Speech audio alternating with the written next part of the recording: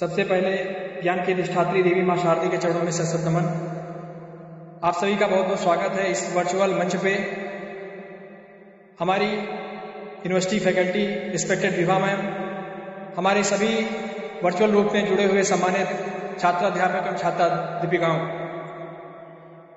Professional development evaluation कार्यक्रम के इस तहत मैं आज आप सभी के बीच में एक व्याख्यान स्पीच देना चाहूँगा जिसका विषय है नया साल, नई चुनौतियाँ एवं कोविड-19। ये आज मेरे भाषण का विषय है, नया साल, नई चुनौतियाँ एवं कोविड-19। देखिए, हम देख रहे हैं कि नए साल की शुरुआत हो चुकी है और जब पिछला साल गुजर रहा था तब हम ऐसी उम्मीद कर रहे थे कि नए साल में हम नई सुबह और नई रोशनी के साथ प्रवेश करेंगे। कुछ हुआ भी वैसा ही, लेकिन आप देख रहे हैं कि धीरे धीरे एक बार फिर पिछले साल की तरह कोविड बीमारी के चलते न सिर्फ देश में बल्कि दुनिया में तमाम सपनों पर हम देख रहे हैं लगाम सी लगती नजर आ रही है। आपके मन में ये सवाल उठता होगा कि नए साल में जब हम नए सपनों के साथ आगे बढ़ने की बात करते हैं, चाहे वह एक व्यक्ति के तौर पर हो, एक देश के तौर पर हो या एक दुनिया के तौर पर हो, ऐसे में इस नई चुनौती के बीच हम अपने सपनों को कैसे साकार करेंगे और आने वाले इन कुछ महीनों में किस तरह हम तैयार रहें कि हमारे सपने भी पूरे हों और हम उन चुनौतियों से पार भी पाएं। वो चाहे कोई भी चुनौती हो, चाहे कोविड हो या भविष्यगामी कोई भी समस्या हो, हम उनका कैसे डटकर सामना करें। आप देख रहे हैं कि ये जो महामारी आई, ये कोविड-19, इसको हमारे देश ने एक त्रासदी की तरह नहीं अपितु चुनौती और अवसर की तरह लिया है। पिछले 2 सालों में जो इस देश ने करके दिखाया है वो भारत में ही नहीं अभी पूरी दुनिया में लोगों को विश्वास ही नहीं हो सकता था कि हम वो कुछ अचीव कर सकते हैं।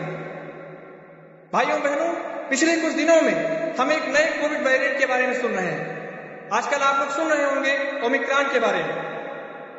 ये उतना चिंता नहीं दे रहा है जितना कि फरवरी-मार्च 2021 पिछले साल डेल्टा वेरिएंट हम लोगों को दे रहा था। उसका कारण है कि हमने पिछले 2 सालों में 2-3 चीजों को हमारे देश के लोगों ने बड़ी अच्छी तरह से पहचाना है। उन 2-3 बातों को मैं आपके बीच में शेयर करना चाहूंगा। हमने ये देखा कि स्वास्थ्य और विकास, 2 चीजें, स्वास्थ्य और विकास एक ही सिक्के के 2 पहलू हैं। कई बार पहले हम स्वास्थ्य को भूल जाते थे।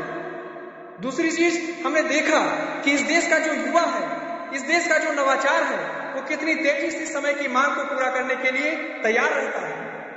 तीसरी बात, हम देख रहे हैं कि आज के दौर में साइंस और इंडस्ट्री आपस में मिलकर के कितना चमत्कार दिखा सकते हैं। लेकिन भाइयों बहनों, सबसे महत्वपूर्ण बात यह है कि जो आने वाले समय में हम सबके लिए महत्वपूर्ण सहयोग बनेगा कि किस तरह से आप देख रहे हैं कि कम्युनिटी इंगेजमेंट, सामूहिक सहभागिता हमारी समस्याओं को सॉल्व करने में एक प्रकार से एक इलेक्टिव फॉर्म में आप देख रहे हैं कि सहयोग दे सकता है। तो मुझे ये लगता है कि पिछले 2 सालों में हमारे देश ने सीखा है और उसको इम्प्लीमेंट किया है। That's why we are not worried कि आने वाले समय में चुनौतियां हमको हिला सकती हैं। हम सबको अपने देश के लोगों की बुद्धिमत्ता पर गर्व होना चाहिए।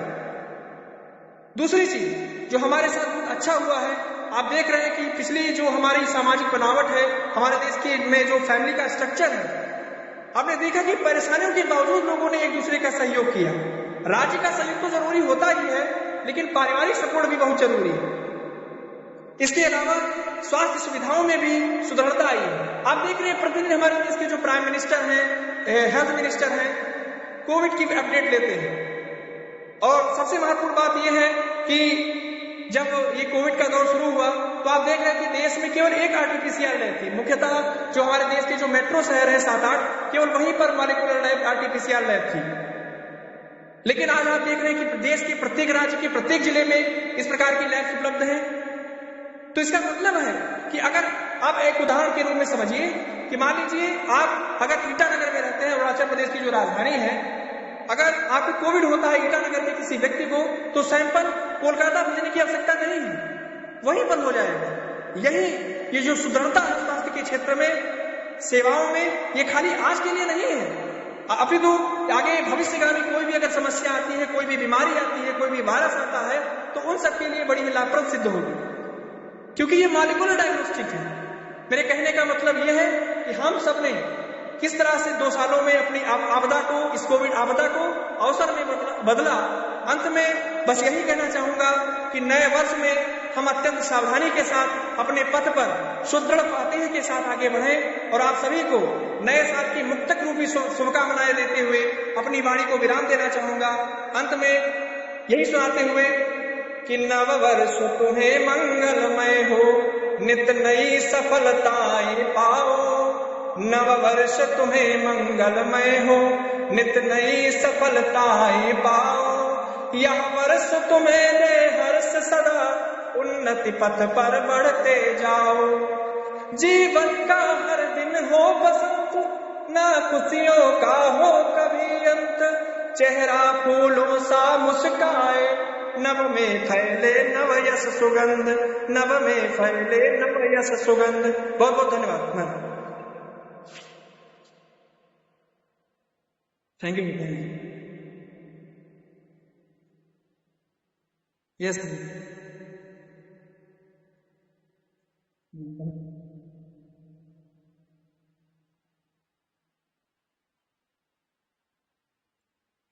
Ma'am, serial number 6, enrolment number A6810। 6 Devendra Pratap Singh A6810।